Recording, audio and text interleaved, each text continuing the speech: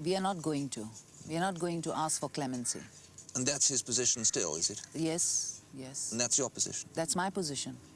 My position is because I respect my husband. And I know he's an innocent man. He's a great leader. He's going to go down in history. The man she's talking about, of course, her husband, Zulfiquar Ali Bhutto, the former president of Pakistan, who's now jailed and waiting to hang.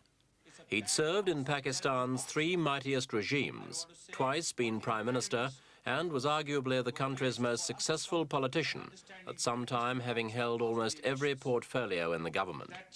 That at least was the story until July of 1977, when Bhutto was accused of rigging the country's first elections under civilian rule. After a bloodless coup, he was charged with corruption and conspiracy to murder a political opponent. 16 lawyers battled to save Bhutto, and they're still petitioning the Supreme Court, which has upheld the death sentence on Mr. Bhutto, despite those challenges by his defense team and the flood of appeals for clemency from heads of state all around the world. Meanwhile, the former statesman lies in the condemned cell with a minimum of comforts, as his family and his supporters await the outcome of the latest legal wrangles. We spoke to one of the few people allowed in to see Mr. Bhutto, his personal dentist, and asked him about Mr. Bhutto's condition. Today. How did you find him when you went to the jail? Well, Mr. Bhutto looked run down, emaciated, but he looked very confident, and he was in a very happy mood, and it was in fact an experience one cannot describe, to see a man in that condition when he has to face a decision in a matter of hours or days, a decision of his life and death.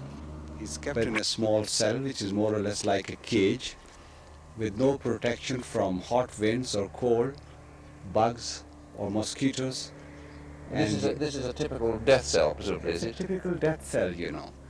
And I would say that this is immoral for any person. I would be immoral to keep any person in a condition like this until his whole case is decided. But he does have special privileges, I believe. He's allowed to have his own food and that sort of thing. Well, I think the special privilege, let's look at the special privileges, what privileges he has. He can have his own food, yes. But then he cannot, he has to be locked up in that cell. And the minor things like having been given a table lamp or a fan in that small place doesn't make life too comfortable, you know. You're still like an animal in a cage. His morale is very high. He knows the people are with him. The people of Pakistan are with him. He feels that, does he? He feels that, and he knows it. He knows that 8 people burnt themselves to death. Why? Out of frustration that they could not help their chairman to come out of jail. They didn't burn anyone else. They didn't shoot at anyone else, at the enemies. They burnt themselves, which is something historical. I mean, you never hear such a thing. That for a man, for a leader, 8 people have gone and burnt themselves to death. How does he feel about that? I mean, is he against that sort of self-immolation, even although it's on his behalf? Yes, I cried like anything. I was under detention when I heard. I said, young boys of our People's Party, and look what they have done. Why have they burnt themselves? I literally cried for them. So you feel he's still got does he feel he's got a large support still in the country? He has. He has. We all know it. Even the junta knows that he has. Everybody knows it. Ahmed Raza Kazuri, a former MP, is Mr. Bhutto's principal accuser. It was his father who was killed in an ambush as long ago as November 1974. Mr. Kazuri claims the murder was a bungle and that he himself had been the target. He claims it was the last of a series of 18 attacks, and he was in no doubt about who'd been behind them.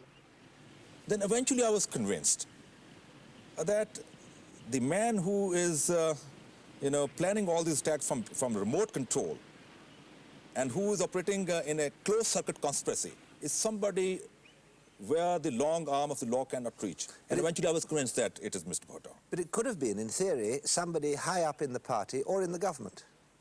See, no. See, then Mr. Bhutto wouldn't have liked that people should make their own conclusion people should make 2 and 2 4, that these attacks are taking place on a member of the parliament and nothing is happening. And naturally the presumption was that these are political attacks because I didn't have personal enmity. I'm a very peaceful person. Only thing was that I was a virulent critic of Mr. Bhutto's regime at the floor of the House and outside Parliament. Now, what happened after that? Did the police take it up? Well, naturally he was the Prime Minister, nothing happened. Case was virtually shelved.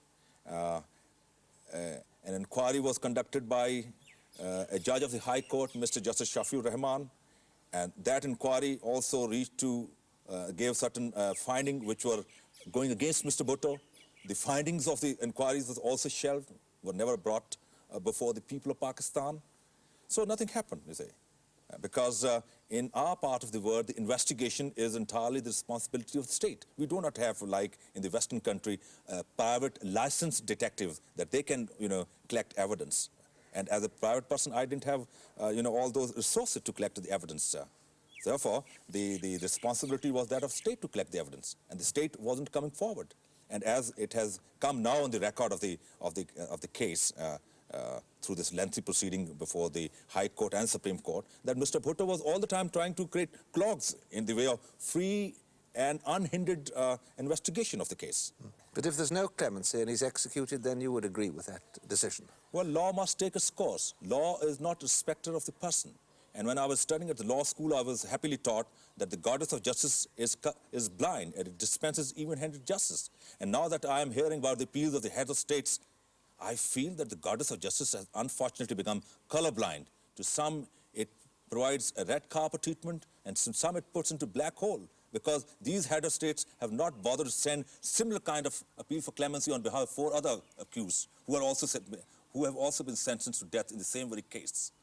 That means they are also human beings. If they are sending appeal for clemency on a humanitarian ground, what about the human rights of those 4 others? They are also as good or as bad human beings as Mr. Bhutto is. And humanitarianism and partiality, because they have shown partiality. Humanitarianism and partiality do not go together. Pakistan's military ruler, General Zia is the man who holds the key to Mr. Bhutto's fate. And then that appeal comes to you. Effectively, only That he can now, quash since the I'm the only execution person sentence. combined He's hardly together as the likely to chief do that, executive and the head of the for he's state, dedicated to reviving now strict comes to me. Islamic principles, and he believes no one can be above the law. Floggings and amputations for crimes have all been reintroduced since General Zia took over power. So it's not surprising that pleas for justice to be tempered by mercy have fallen on deaf ears. Whatever is happening in Pakistan, though, General Zia is determined that justice is seen to be done. Not a corner may be cut, but the outcome is still almost certain to be the same. Mr. Bhutto will hang. The greatest pressure on Zia for clemency had been from neighboring Iran. Now even that has disappeared, as Iran itself has become preoccupied with its own Islamic revival. But is General Zia worried about the morality of the Bhutto judgment?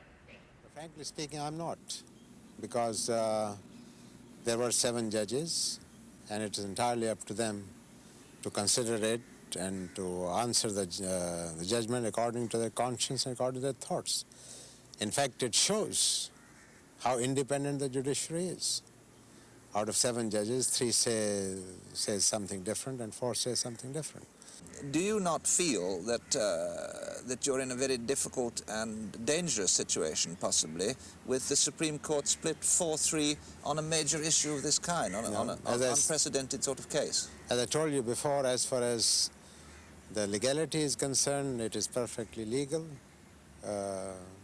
And from my point of view, and from the point of view of Pakistan, and from those who are viewing it from abroad, I think it shows, again, I'm sorry for repetition, it shows how independent the judiciary is. That they're under no pressure, they're answering the call of their conscience. This demonstration by 4,000 in London is typical of those staged by Pakistanis incensed by what they see as a show trial. They warn General Zia that the death of Bhutto could provoke a revolution, even civil war. The pro-Bhutto movement in London is led by Mr. Bhutto's 2 sons. The elder, Mahmud, explained how he felt about the Supreme Court judgment. pretty much expecting the judgment, but we were hoping earlier that it would be acquittal, because we thought the court would be quite fair and that they would realize that the case against my father is a trumped-up case. And early in December, one of the justices had a heart attack, and they did not wait for him to recover, and they just carried on the case. And previous to that, there was another justice who was made to retire during the case, which is not normal practice. And that worried us a little bit, but then we thought, still, it's the highest court of the land, they will be just. But we were quite shocked that on such trumped-up charges, they could not realize how fraudulent they were. Some people, Mr. Bhutto's supporters, suggest that, in fact, the court has been rigged in some way because one judge was retired, it was said, when he could have been kept on. Another went sick, and possibly the court should have waited until he was better. What do you say to these charges? No, these are all wrong statements, I would say. To start with, the Supreme Court was comprised of 9 judges. One retired in due course. He was not retired forcibly. He retired because he has completed his age. And since the case was to take that much longer, I could not give him any extension. Then one judge fell sick, and he was so sick that he himself said that he is unable to sit on the bench. I did not, we did not say anything to it. And since he himself felt that he was so sick, there was no other option but to let him go. So all these stories which people tell, they're only to confuse the issue. Do you regret that this prodigiously long trial was ever started?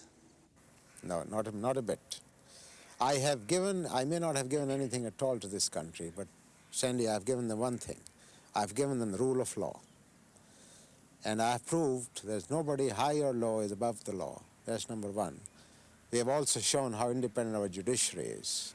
And I have proven to the country that irrespective of any considerations, the rule of law must be obeyed and must be respected. And those are not empty words. When General Zia says the law must be respected, he means it. He's said to have received 300 mercy petitions from condemned men and to have rejected every one of them.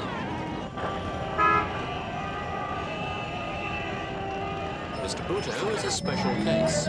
He's a threat, for General Zia has committed himself to free elections. And if Mr. Bhutto stays in prison, but alive, a future civilian government could sweep into power and free him from jail. Indeed, while Mr. Bhutto remains alive, he's a rallying point for the opposition Pakistan People's Party.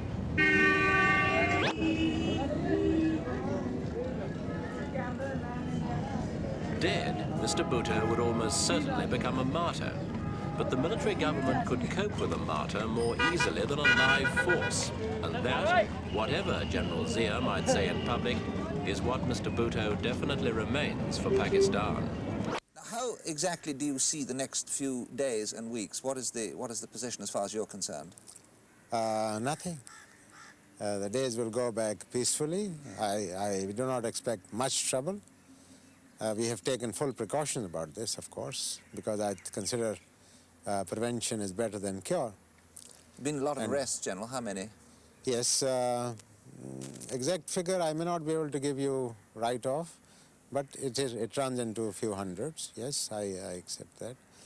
But Pakistan is 73 million people. So out of that, if in order to keep peace and tranquility, if a few hundred are detained for the sake of law and order, I don't think it's anything morally wrong in this. Every country does this. Every government has certain obligations to the public, and it's in order to fulfill that. Our message to General Zia is that release my father and hold free election and let the people decide the fate of the country. And if that's the case, then there will be no reprisals, there will be no revenge. In that case, we are not going to do anything. But if he is going to go ahead with the hanging, then we are going to take revenge. Not only me and my brother, but all the sons of my father. You say revenge in what way? Revenge that his children and his grandchildren will remember. It's going to be a very sad revenge for the country. Some Western observers think that if your father does hang, this will in turn lead to the overthrow of General Zia. Do you think that will happen? I think there'll be a civil war, which would either the people would take over or there would be another coup d'etat. And that's quite possible. But we do not want to see the country go into shambles. We want to see our country stay in one piece. We do not want to see a civil war, and this can all be avoided if General Zia admits to the fact that this case is a trumped-up case, and he releases my father and holds free elections. The Minister of Law and